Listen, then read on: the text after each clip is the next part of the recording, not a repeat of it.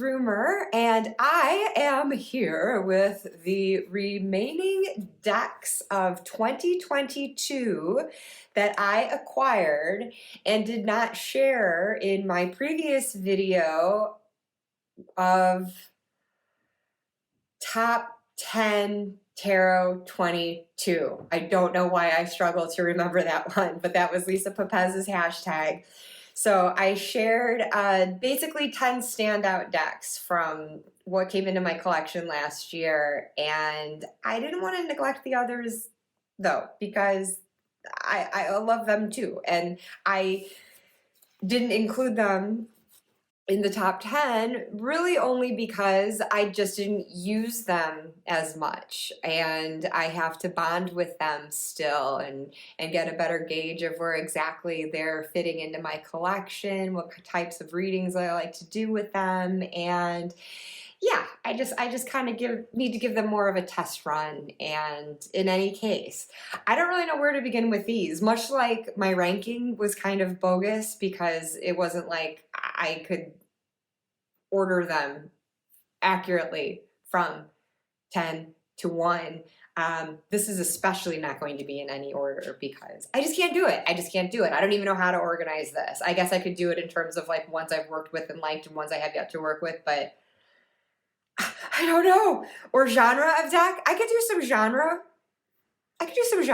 Why don't we start with like darker decks or like the spooky decks that I will use, did use, and will use, you know, September, October time approaching Halloween. So I know that I showed this one in previous videos. I got the Horror Tarot deck and guidebook. Guidebook kind of sucks, I think, so I just leave that in the box, but I've got the deck in here. And this one, I read edging on it, but I know I showed this a lot through the season. I enjoyed this deck, and obviously I did use it in my videos a lot to do my haunted house tarot spread and readings for the collective. I love the artwork. Abigail Larson is phenomenal, and I have owned her previous decks, the Darkwood Tarot and Nightmare Before Christmas, and I have since rehomed them, but it wasn't for lack of love for the art or even the concept of it. I just felt like I wasn't really turning to those decks, and so I think between the three, her artwork and this one is probably my favorite, and I feel like I came out of the spooky season wondering, am I keeping this one? Or has it seen its time, at least in my collection? And I think that it is definitely worth sticking around for at least another Halloween season. And I would like to see then to what degree I'm using it, like once like the newness, like novelty of it is kind of faded, like do I really still love it as a deck? But I mean, images like this, like I love this.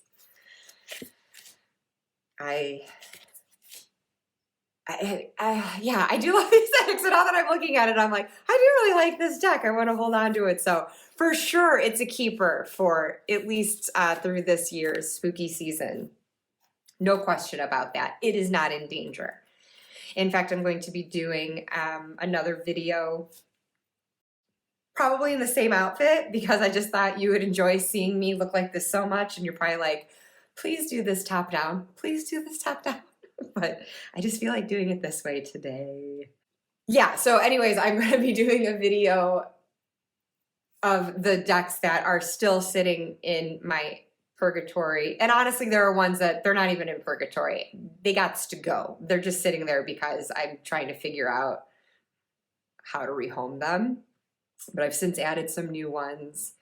And regardless, this is not in danger of that this year. It is safe.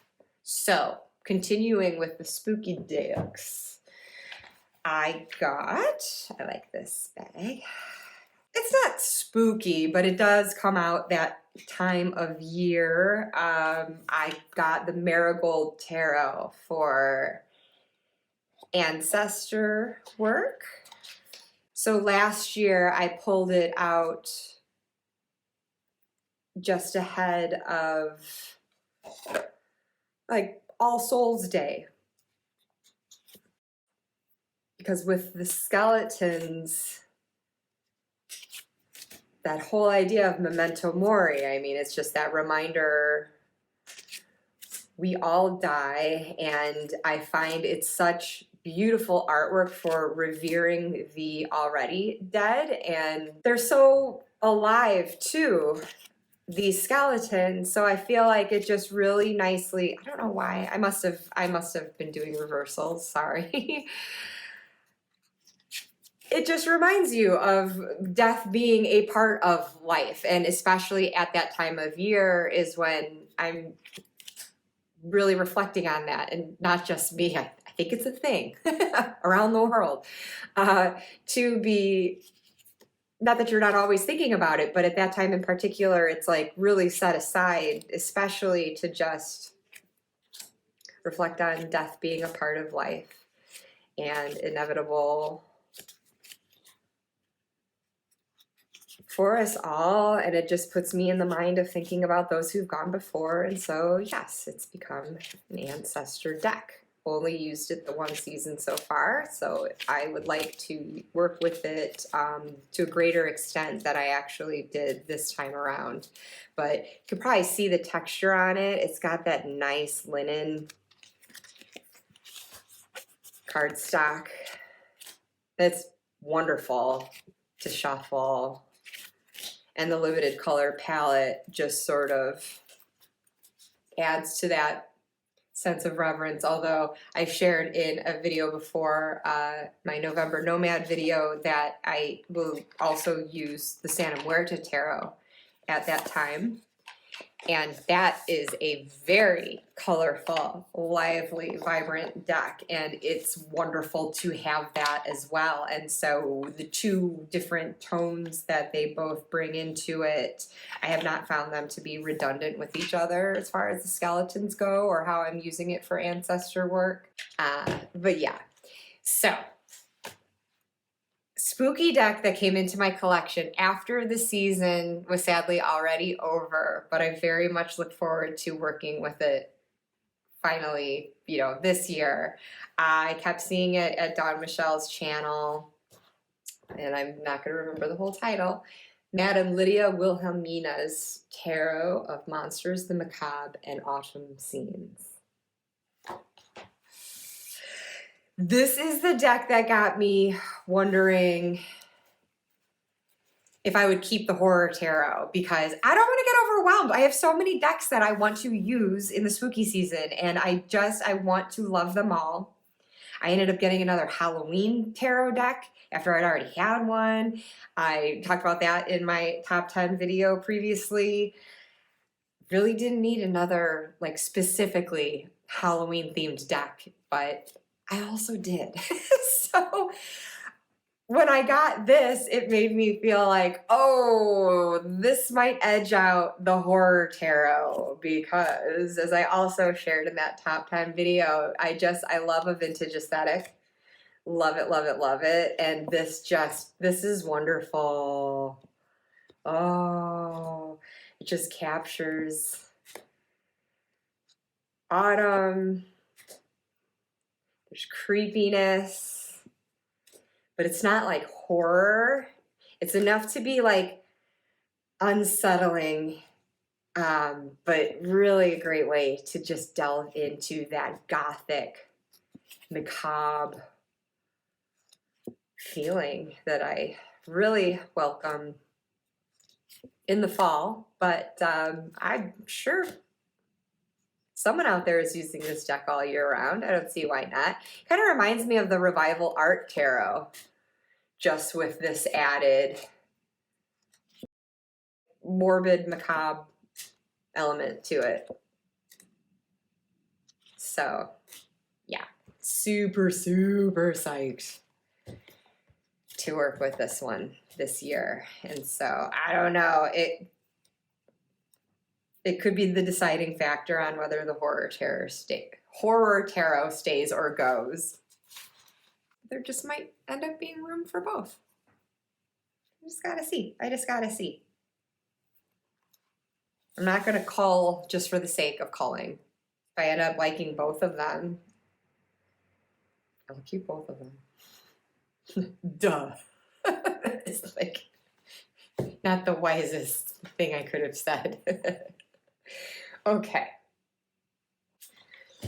So other decks, these were ones that I was starting to pull out for the top 10 video, but they were all kind of like vying for a spot at the same level as each other, because I feel like maybe some of these I've used more than others, but I just didn't use it enough to feel like it really left a strong impression on me, at least not as strong as the decks that I shared in that other video. But one, I have certainly worked with this artwork before, and I do know I love it. I just am technically sharing it because it's a different edition of that deck, but I did get the Margarete Petersen Tarot Anniversary Edition that has this sort of wine-colored border. I have the other one with the gray borders. I actually cropped the border off other than at the bottom of that deck, and I love it. I love it so much that way too. So I didn't know if I was going to really need this, but there, as others have said about this deck before, it's astonishing what a difference that border color makes. And I did not like the gray. I cropped it before just to make the cards, I guess, a little bit more manageable. And there was also a white border that was going around the backs, which I really hated. So I wanted that off first and foremost. But I liked the gray, and what remains at the bottom of my cropped deck, it does still like give it a certain vibe that's very different from this. There's just a richness that it lends, and I don't know how to say it without making it sound like the other one is lacking that. I mean, the artwork is beautiful. There's so much depth. It could have zero borders. You're going to have a tremendous experience with this. But yeah, it is definitely really cool. And I think I found that I was using this in the autumn, and that coloration just felt right. So I don't know. Is it like I will pull it out when it is that time of year and I'm feeling that kind of coloration, or is it something where I will find that there's maybe even a shadowy element to it that I would pull it out for that in contrast with the other one? I don't know. It's such a subjective aesthetic thing. But anyway, I feel like this is one of those decks just in general. This artwork is a real, it's such a soulful deck. Really great for going deep. Just because I had gotten this other edition, this was definitely a close contender for my top 10 Tarot 22. Why can't I say it? For the top 10 for the decks that came in 2022. It was definitely a contender for that just because I love the Margarete Petersen so much in general, but this specific deck I didn't work with a whole lot, so I just felt like, you know, give the attention to other ones that were more new to me and playing a more recurring role through my year. So yeah, we'll just feel out how I end up wanting to use that. And okay, so here is one I really have maybe once or twice used it, and I'm really excited to use it. I was really excited to use it last year. I think that my tarot practice got derailed a bit because of just the events of last year, and what I really found I was needing to use the cards for, and that was directing me to certain decks for that type of work. And so it took the attention off of other decks that I otherwise was planning on completely diving into. So I really hope that this year could be the year where I get to know the Lioness Oracle Tarot better. This was a Dawn Made Me Do It.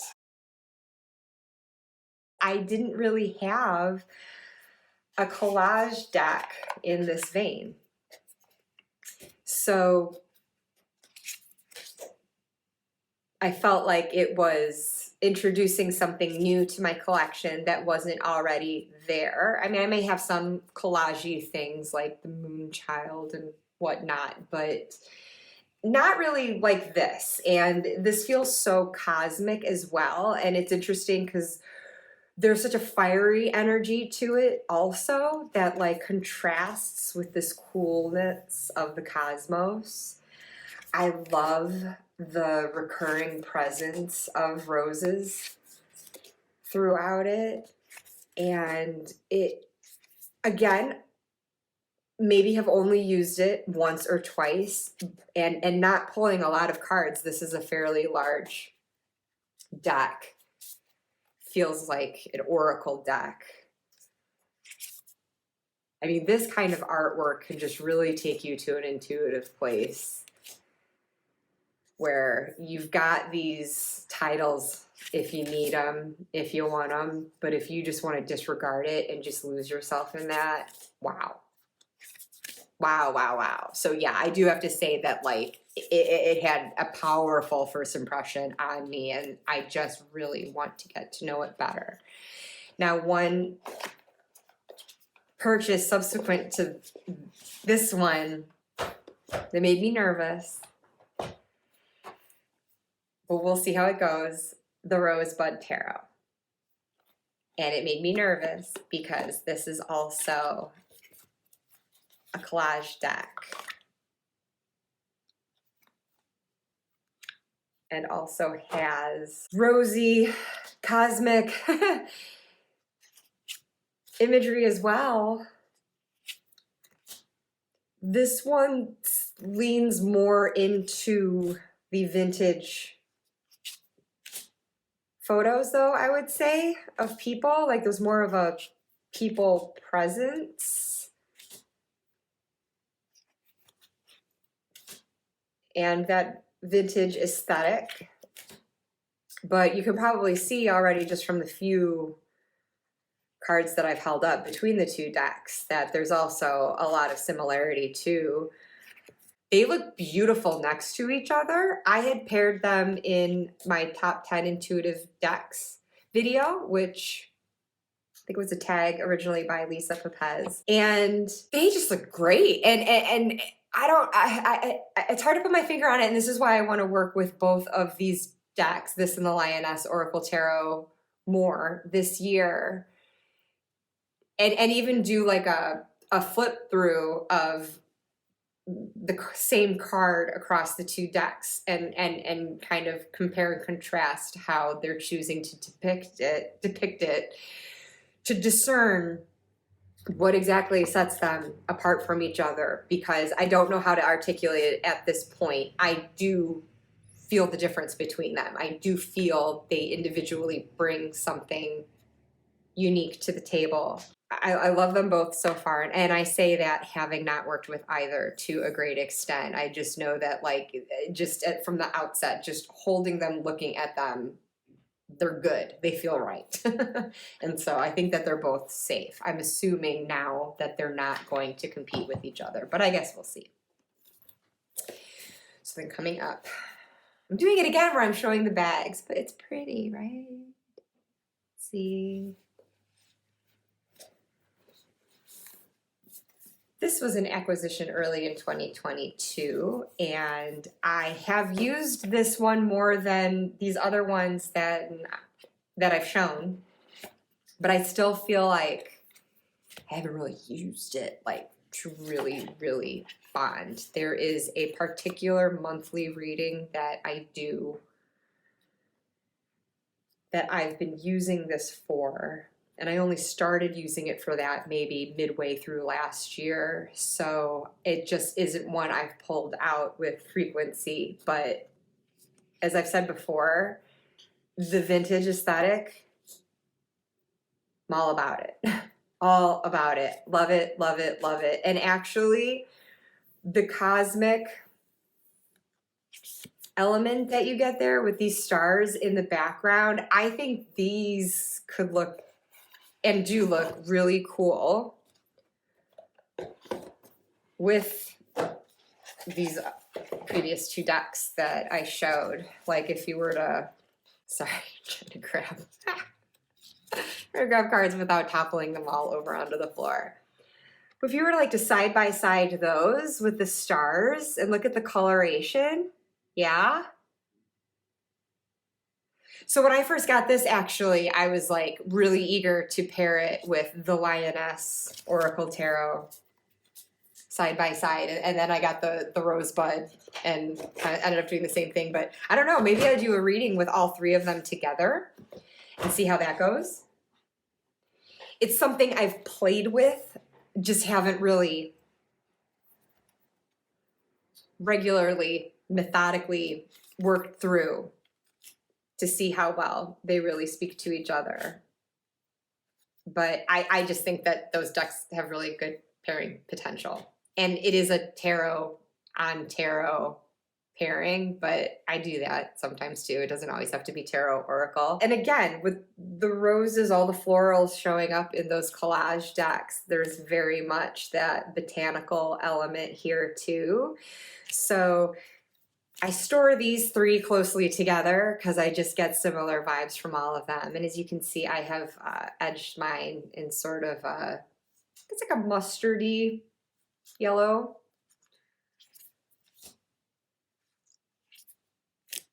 But yeah, I've been using this one when I want to tap into divine feminine. So being intuitive night goddess oracle, it lends itself well to that. It is different though. There's a different sensation that I get from this. Like it's a different experience where you do just feel like you're standing in this vast empty space. There's something very quiet about it, something very intimate about it with these lone goddess figures, almost like being out in space where you just can't hear anything. You know, speaking from firsthand experience from that one time that I went out in space and I couldn't hear anything.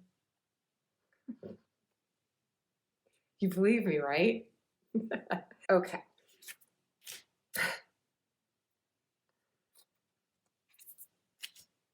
Really neat, these beams of light. And I'm fascinated by what people can do with their art. I know nothing about art. I want to know